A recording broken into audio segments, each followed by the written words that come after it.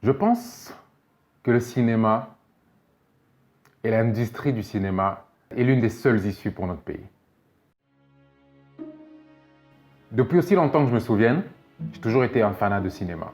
J'ai découvert le cinéma très petit, à travers les films qu'on regardait à la télé tous les dimanches, les films de guerre en général, mais aussi progressivement à travers des films un peu plus d'histoire, des films plus dramatiques. Donc très tôt, j'ai commencé à développer cette sensibilité pour les choses émouvantes, pour les choses qui nous font réfléchir, qui nous font aller au plus profond de soi-même. Le premier rêve que j'avais, c'était de devenir un acteur. Et après, en grandissant, j'ai voulu de plus en plus me rapprocher de devenir un réalisateur, de passer derrière la caméra.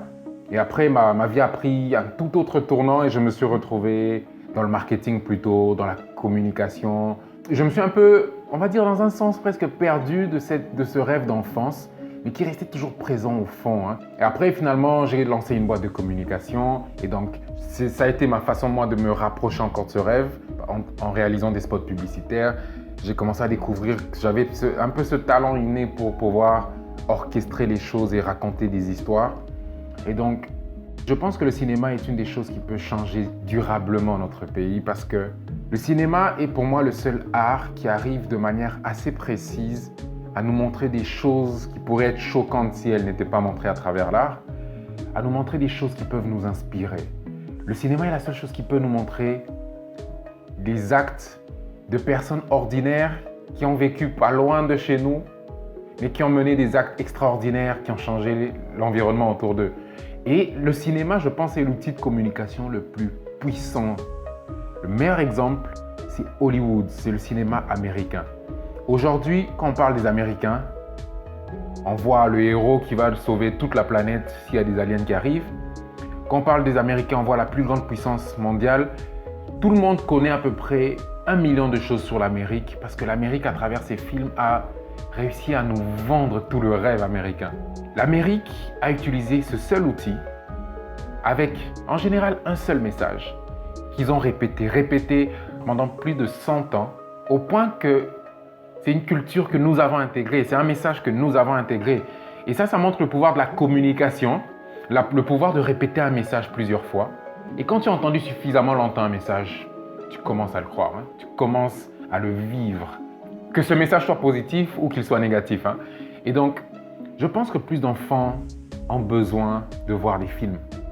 Mais au-delà de voir des films, ils ont besoin de voir des films de chez nous, qui parlent de gens auxquels ils s'identifieraient, qui parlent de gens qui ont vécu la même condition. Parce que Denzel Washington est trop loin de nous. C'est trop difficile aujourd'hui de s'identifier à des modèles occidentaux. En ce moment, je suis en train de créer une boîte de prod dont la mission progressivement va aller dans essayer de bâtir une industrie du cinéma. C'est un gros objectif et ça sera un gros challenge.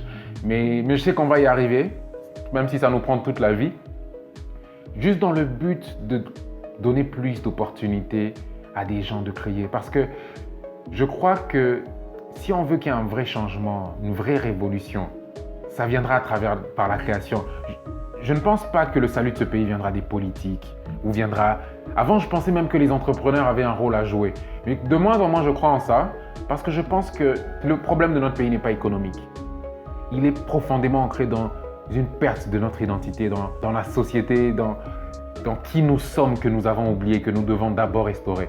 Et donc, je pense que le salut de ce pays viendra des penseurs, viendra des philosophes, viendra des artistes, viendra des cinéastes, viendra des créateurs. Et il faut qu'on leur donne une plateforme de création, il faut qu'on leur permette de ne faire que ça. Parce que malheureusement, aujourd'hui, tous les artistes sont plus occupés à chercher du foufou qu'à créer. Et imaginez si on arrive à créer un écosystème dans lequel les artistes ne font qu'être des artistes à longueur de journée. Ça, je crois que ça va donner un peu plus de chance à notre pays. Coupé!